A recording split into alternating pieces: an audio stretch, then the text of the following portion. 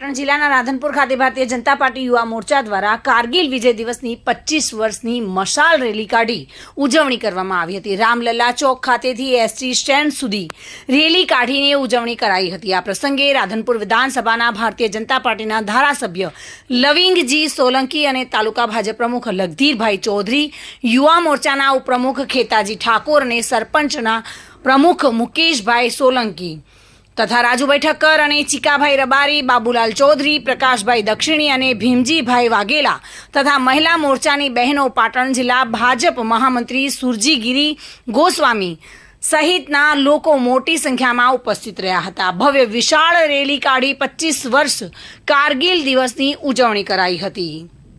आजे 25 कारगिल विजय निमित्ते आजे भारतीय जनता पार्टी युवा कार्यकर्ताओं आज एक वीर शहीदों मान में मशाल रेली आयोजन कर्યું છે। એમાં તમામ યુવા કાર્યકર્તા આગેવાનો બહેનો પણ જોડાયા છે।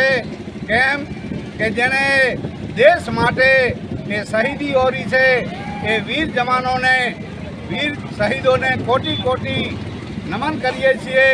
अने आ कारगिल युद्ध जे छे 25 वर्ष पूरा कर्या छे एने अमे बधा खूब ज सराहनीय कार्य कर्युं छे। अने ए युवा भारतीय जनता पार्टी द्वारा आ शहीदोना मानमा शहीदोने नमन। वसंत कड़िया साथे bureau report today Gujarati news.